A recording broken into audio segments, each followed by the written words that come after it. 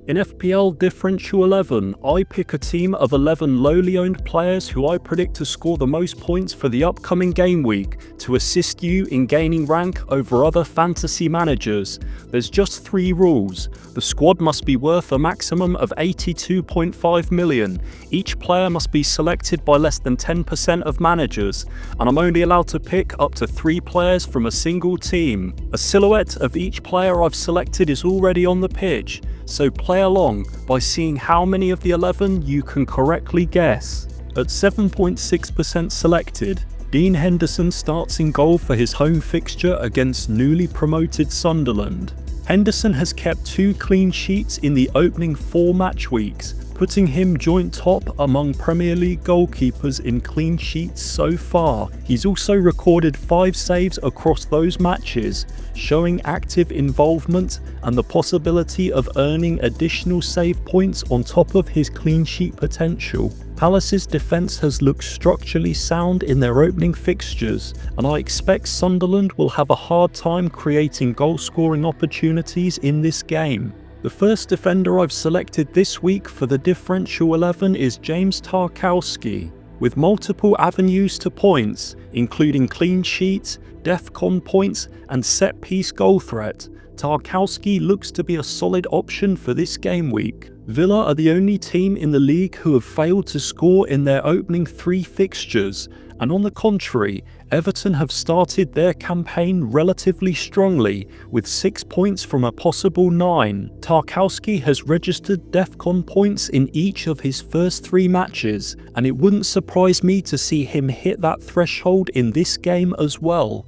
Another player who I expect to be right up there in terms of clean sheet potential and defensive contributions is Milos Kerkez, who plays Burnley away this weekend. Having started and then played the full 90 in Liverpool's opening 3 fixtures, Kerkez is likely to see minutes in Game Week 4 under Slot's preferred setup. He's widely recognised for his relentless energy and forward thrust, constantly supplying width and attacking impetus from left back, which is a play style perfectly suited to exploit weaker defences like Burnley's. Although Liverpool have looked shaky in defence to start off the season, I expect Burnley won't see much of the ball in this one, and thus find it difficult to create goal-scoring chances. At just over 5% owned within the game, and carrying on the trend of selecting players likely to pick up defensive contributions, Dan Burn joins the Differential 11 team. Having hit the DEFCON threshold in 2 of his opening 3 fixtures, I think there's a real chance that Burn extends that record to 3 in 4.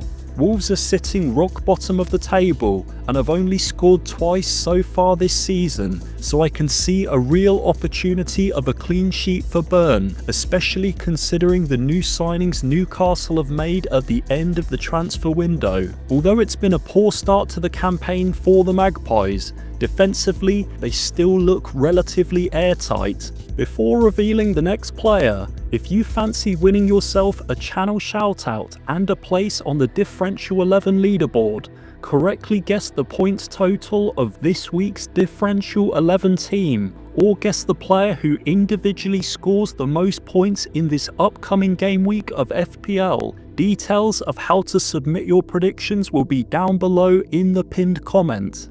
I'm backing Iliman Ndiaye to do well in this week's fixture against Aston Villa. With the addition of Dewsbury Hall and Jack Grealish, Everton have started the Premier League campaign well and have definitely strengthened as an attacking outlet, scoring 5 goals in their opening 3 matches. Ndiaye has already scored twice from open play, and let's not forget that he's also on penalties, which gives him a number of avenues in which to score FPL points. Despite the Toffees' new signings in attack, Ndiaye is near enough guaranteed to start, and I can see him getting 1 or possibly even 2 returns from this game. Marcus Tavernier also makes the differential 11 team this week. Bournemouth's home match against Brighton looks to be a real goal fest, and I expect Bournemouth to score the lion's share of those goals, given the Seagulls' high defensive line. With limited minutes so far this season for Justin Kluivert, Tavernier has taken up more of a central role in Bournemouth's attack,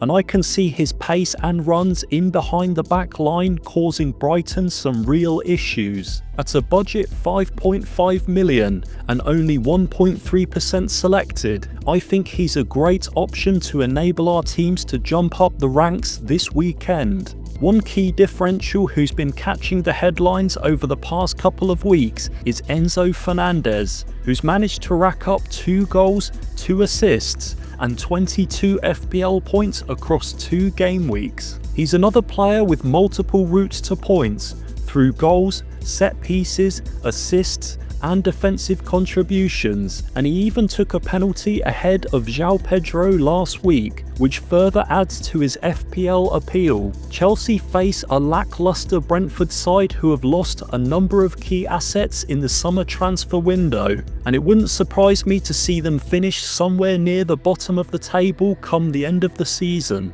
Another midfielder who scored 2 in his last 2 matches is Lucas Paqueta, who I quite fancy as a decent pick this week in FPL. Coming into the 25-26 season, 2 factors would have put me off Paqueta as a viable FPL option. The fact that starts weren't guaranteed, and the uncertainty of whether or not he'd be on penalties with Bowen on the pitch. Those concerns have well and truly been cleared up now that he's played the full 90 in West Ham's first 3 matches, and he scored a penalty last time out against Nottingham Forest. Although Spurs have gotten their campaign off to a strong start, I still think they're showing plenty of signs of defensive fragilities. Having just sold Eze to Arsenal, and uncertainties over whether Ismail Assar will start in Gameweek 4, Palace's attacking threat has definitely taken a substantial blow, and I am slightly concerned if they'll have enough creativity on the pitch to feed Mateta with big goal-scoring opportunities. Even so, I still think he's a good pick for this upcoming game week. He's continuously found himself in high XG positions across the first 3 weeks, and being on penalties of course makes him that much more appealing.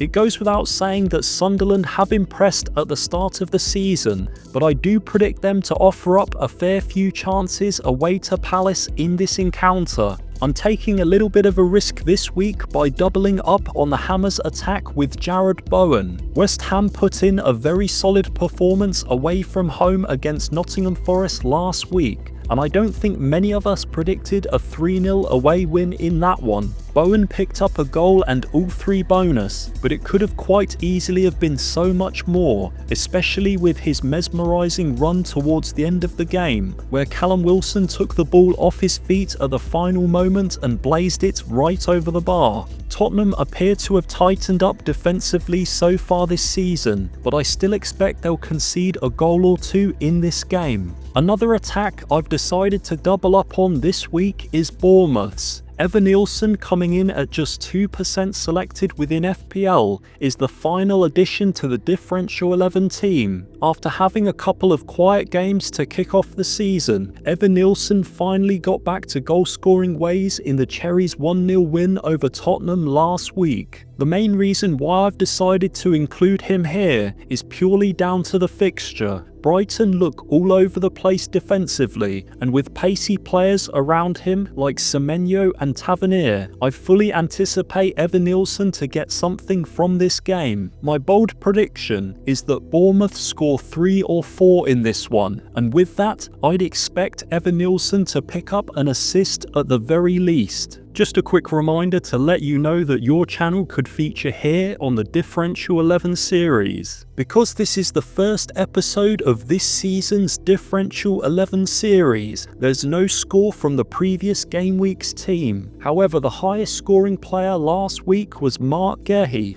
who bagged 15 points. But seeing as he's above 10% owned, nobody would have scored the 3 points for predicting him. And of course, With it being a brand new series, we've also got a fresh clean leaderboard that needs filling. If you are interested in winning a shout out in next week's video, remember to comment below the number of points that you predict today's Differential 11 team to score and the highest scoring player of the game week. And as always, thank you so much for watching and best of luck in hitting those big green arrows.